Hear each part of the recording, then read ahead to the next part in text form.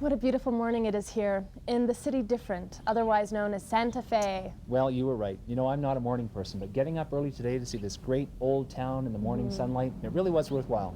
Did you know that this architectural style has been preserved by law since 1901? And that's where we get the Santa Fe style that's so famous all over the world. That's right, you'll see it in interior design magazines everywhere. And Santa Fe is the capital of New Mexico. Actually, it is the oldest capital in all of North America. I was reading that it was the King of Spain who had his people settle here in the early 1600s. That's right. But long before that, the Anasazi people lived in this region, and later in the show, we're going to see some great archaeological examples of their original dwellings. They're really incredible, and they're also an important reminder of our North American heritage. They are, but so much has changed in 400 years, hasn't it? Look around, we're in a great, modern, thriving city with all kinds of new shops, restaurants, art galleries. But there's also some great skiing and fishing and hiking nearby. What, do you want to go shopping with me later? Maybe later.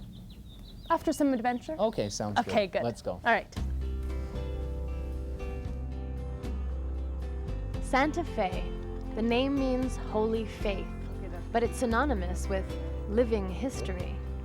Established in 1610 by Spanish missionaries, Santa Fe was originally a trading post and the capital of New Spain.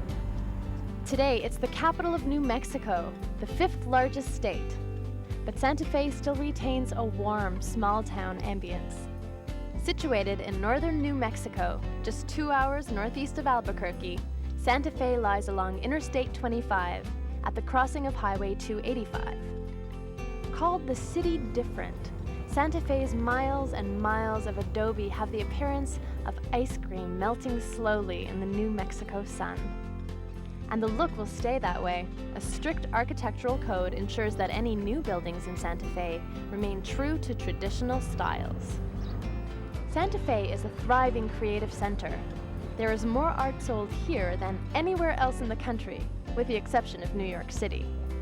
You can find a sampling at the Plaza. This is the hub of downtown, a shady square where tourists can meet Native Americans selling their own handmade wares in the portal. But this is no flea market. The portal is reserved only for those who offer the best in Southwestern art. Well, actually, I do all this by myself. Yeah.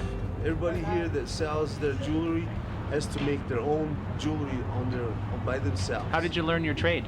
Well, my dad does jewelry like this before, and as I was growing up, he was teaching me how to make jewelry, grinding stones, cutting, polishing. And did your grandfather do it also? Yes. So it's a family tradition handed down. Well, yeah, it's like a tradition that's been passed down through generation. I'm trying to teach my little boy, Are you? Do some work. Wonderful. Doing some stringing, beadwork, or silversmith, some stamp work on them. Overlooking the city, the Cross of the Martyrs Monument honors the early Franciscan padres. A walk up the winding path to the top of the hill is rewarded with a view of the city that unfolds like a ceremonial blanket. Are you hungry yet? Try digging into some southern heat. Locals will order a plate of huevos rancheros, fried eggs with cheese and red chili sauce, the ultimate Santa Fe breakfast. A milder local indulgence is sopapillas, pillow-shaped fried bread popovers served with honey. Bring along an adventurous appetite. This is not a place where you'll go hungry. Santa Fe calls itself the City Different. It's low-key, culturally rich, and friendly.